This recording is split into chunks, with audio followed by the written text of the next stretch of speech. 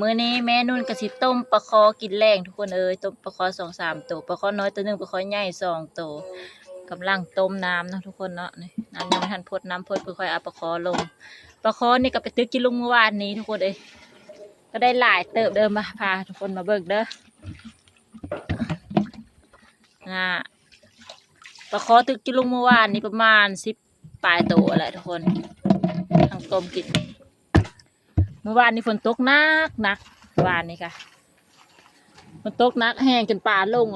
ป่าลงได้พอดีได้กระซ้ำ1ได้คลองป่ายทุกคนเนาะเอฟปลาแดะกับกระซ้ำ1ปลาขาว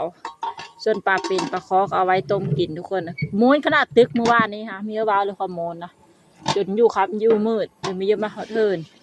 ตึกจะลงค่ะทุกคนเอ้ยป่าลงคักขนาดบ้านที่เจ้าเด้ป่าลงแล้วบอกน้องทุกคนเนาะฝนตกอยู่บ่วานนี้ค่ะเมื่อวานนี้ฝนตกจนป่าลงเมื่อนี่สิต้มปลาคอใส่ผักสะแงงผักสะแงะหน้าแล้วก็เบอร์ส้มพอดีลองเบิ่งเนาะทุกคนนะว่าสิเท่ากันหรือบ่ว่าสิแซ่บหรือบ่เมนูแรกนี้เด้อทุกคนเด้ออันนี้ละของกินแรงพอน้องนุ่นเพิ่นก็เลยตักน้ำในน้ำซางเขาอยู่หันเต็มปลาล้อน้ำซางกับฝนตกเมื่อวานนี้ฮะเต็มปลาล้อเลยฝนตกแห้งขนาดน้ำจนเต็มมือทิพย์พอบอกอันนี้แถวส้นนบดก็แบบนี้แหละทุกคนพอดังนุ่นตักน้ำใส่โอ่งไฟฟ้าก็ยังมีเนาะทุกคนเนาะเฮ้ยเขาแม่นุ่นก็ยังบ่ทันมีไฟฟ้านะหากันย้ายมาอยู่ใหม่อย่าว่าก็ยังบ่ได้เอาไฟฟ้าหาวเลยอันนี้ท้าน้อยฝนตักน้ำ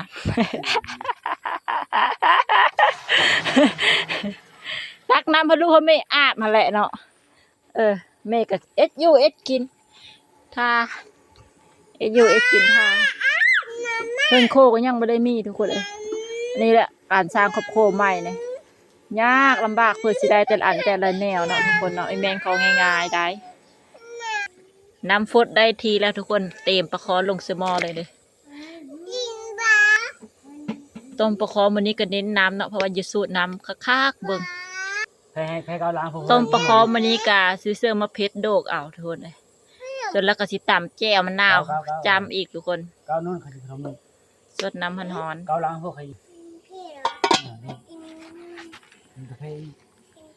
ได้ย้อนขนาดได้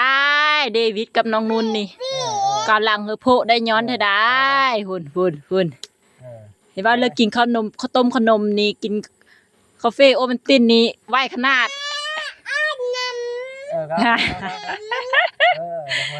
เยอะกินนมเลิศเก่าแหละเก่าดิ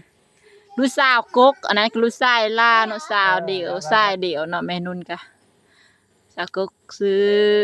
น้องนุ่นต้มปลาแกงป่าต้มป่าแม่นุ่นก็ว่าพิษเนาะต้มป่ายังไม่ได้มีเฮิร์นโคกลำบากแบบนี้นะทุกคนเวลาฝนตกมาก็ได้หอกอันหิ้วเต่าเข้าไปดังยูเนอร์พอละเนอร์เฮิร์นพอละเวลาฝนตกนี่ค่ะฝนมีตกก็ดังอยู่นอกซามไปก่อนนะทุกคนเนาะก้าวทุกก้าวยะไปก่อนนะตอนนี้ก็ฟดได้ทีแล้วทุกคนฟดเบิ่งละเบิ่งดิสิเอาพักลงแล้วบาทนี้นำพักลงเลยทุกคนพักสะแงะแล้วกับใบอันนั้นเนาะทุกคนเนาะใบเพลอเฮ้ยใบเพลอสิทุกคนลืมมาได้กินนี่ค่ะว่าซื้อยุบแบบนี้คนมันลืมบ้าเมนูนี่กะใบส้มพอดีใบส้มพอดีบ้านทุกคนเอิ้นใบยังใบส้มพอดีแล้วก็ใส่ผักสะแงงหน้าต้มปลามันนี้ฝนได้ทีละใกล้ชิซุกแล้วทุกคนเลยไม่ได้หึงต้มปลาคอนะนี่คือต้มปลาดุกพดได้ทีละ4 มื้อก้อนบาทนี่โดยลูกโดยเดี๋ยวจังหน่อยก่อนแม่ซิมก่อนซุกก่อน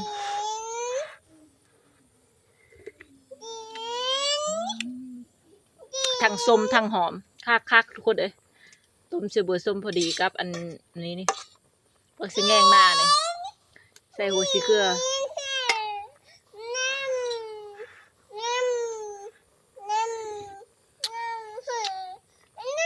คักจักหน่อยลูกโดยลูกก็เยอะพอลูกเดี๋ยวแม่ปงก่อนจำนี้แหละทุกคนเลยกันอายุกิจวันนี้ก็ บายบายดูบายบายก่อนบายบายนี่บายบายนี่บายนี่บายบายท่านผู้ชมขอขอบใจเด้อที่รับชมเด้อนี่